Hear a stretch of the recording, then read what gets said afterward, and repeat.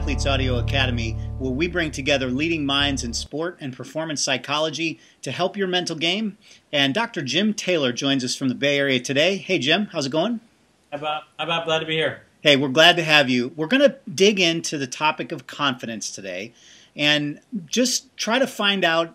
We've all had that feeling when things are going right, and it is really easy to feel confident when things are going right. But we've also all had that feeling competing where we hit a couple bad shots on the golf course, we missed a couple free throws, we've had 2 or 3 games in a row that haven't gone all that great.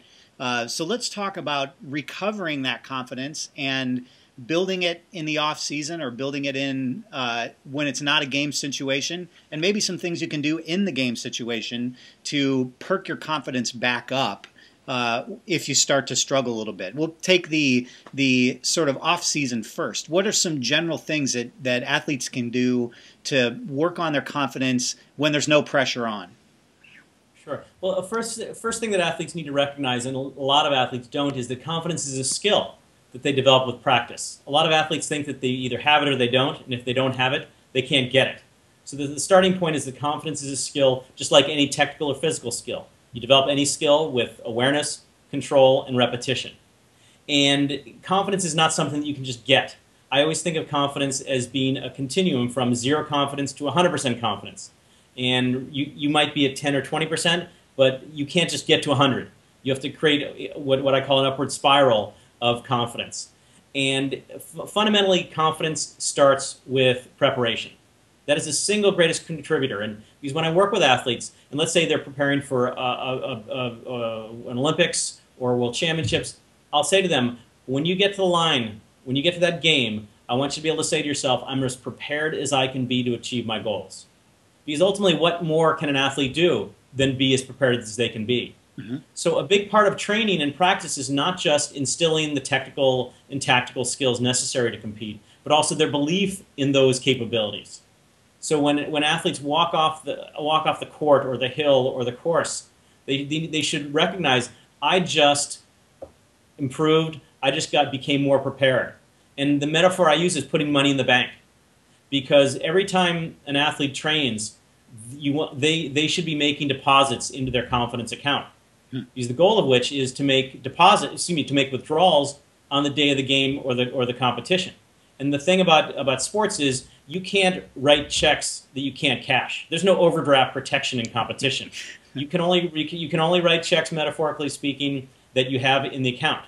So the more quote money you have in the account, the more you can take out on the day of the big game. So I'm wondering about the way that you're describing it is, let's say we go through one set of intervals and we killed it. Are you suggesting the athletes sort of stop in that moment after doing a great set of intervals and say, that was great, here's why it was great, and here's the 5 things I'm going to do next time to make it better? Is that oversimplified? I mean, that's actually exactly what I want them to do. Maybe not after a set of intervals, but certainly at the end of a training session. Mm-hmm. To stop and say, okay, what happened out there today? What did I accomplish? What did I succeed at? Because I talk a lot about how athletes need success to really build confidence, but you can't just get the big victory, because in order to get the big victory, you first need to have confidence. Mm-hmm. But what I talk about in training and preparation is having a lot of little victories. And when you accumulate a lot of victories and you put all those victories in the bank, then those little victories add up to the big victory. And so it's very much of a cumulative process. Yeah, it seems too that the sort of goals that you set is also really important to that. I'm a bike racer. If I set out the goal to win the Dallas Criterium Series at the end of September, as a Cat 5 racer, I'm not going to have very good success jumping into that pro race at the end of September. So if that's my goal, it's going to be really hard for me to have that confidence going in. But let's say I'm going to set a short-term goal of finishing in the top 10 in a Cat 5 race by June 1st. I'm going to set another short-term goal of improving to a top 5 finish, or doing little things in the race to give myself a better chance. Talk about the importance of goal setting in that confidence process. Well, goal setting is what enables you to have those little victories, because every time you you achieve a training goal or a competitive goal as you're heading toward the big goal of, let's say, the Dallas Criterium, every time you achieve that goal, you just had a little victory. And that's confidence money in the bank. So that is really essential. Another really important thing is to develop what I call a mental toolbox.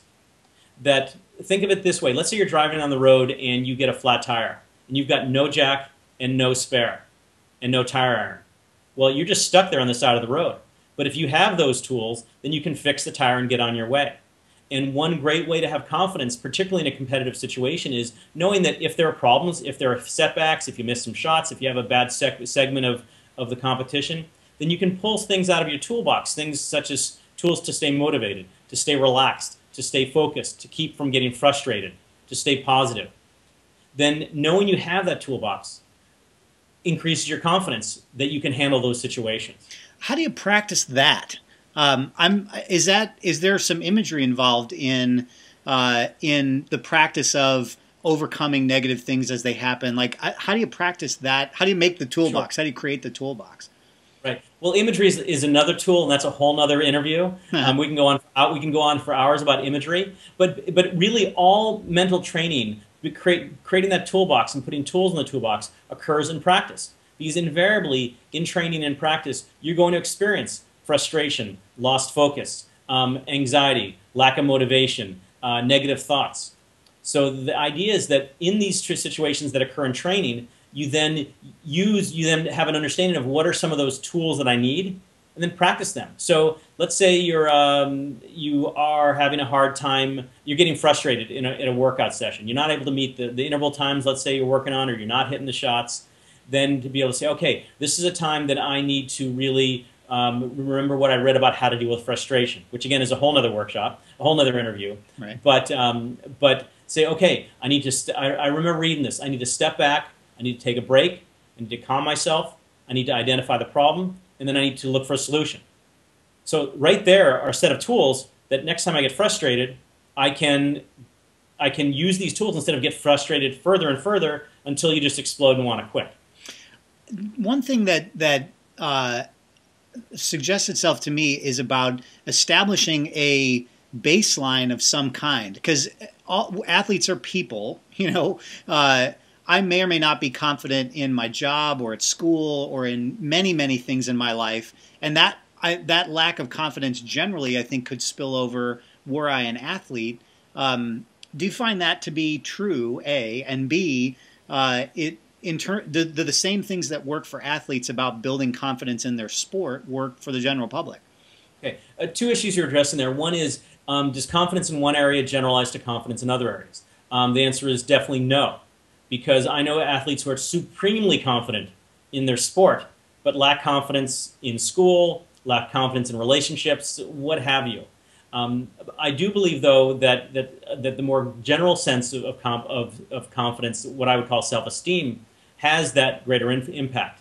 That if somebody has low self-esteem, where they just don't fundamentally feel very good about themselves as a person, that's going to affect their confidence in their sport, and it's going to probably prevent them from achieving their highest level of performance. So I think the biggest situation in that case is, yes, ideally, and a part of my work is exploring some of those more life issues, such as self-esteem, perfectionism, fear of failure. But those are really sort of a separate category than sports-specific confidence. Mm-hmm.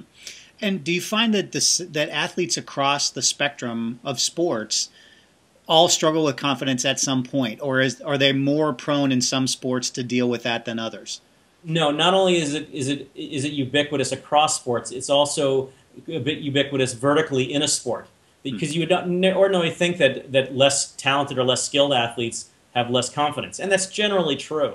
At the same time, I've worked with world-class professional Olympic athletes who have a lot of self-doubt, and they get into a slump and they lose confidence. So the way to think about it is that at the highest level, a 1/2 of a 1% drop in performance is the difference between winning and being 20th, for example. Right.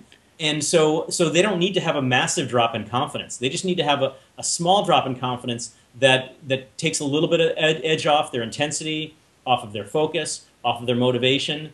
that has a tremendously negative influence on their ability to perform their best. So at the highest level, just as much as the lowest level, it's all about keeping confidence as high as it can be. So that's a quick primer on confidence. Dr. Jim Taylor is all over the internet. It's psychologytoday.com, at his own YouTube channel. Talk just briefly about the places that people can find you if, let's say, confidence isn't their current bailiwick, it's focus or that imagery component or goal setting, because I know you have material on all of those topics out there somewhere. Where can people find you? Sure. The most basic place to look is my website, which is drjimtaylor.com, drjimtaylor.com. I've got tons of free articles about the mental side of sport. You can also follow me on Twitter at Dr. Jim Taylor, no punctuation or spaces. You can follow me on Facebook, Dr. Jim Taylor, Dr. Jim Taylor, and my YouTube channel is Jim Taylor PhD, no punctuation. And if you just search for my name, I'll come up in some capacity. So there's a lot of different resources written in as well as in video form to learn more about the work I do and how it might be able to help people. Just quickly before we wrap up, why do you do all that?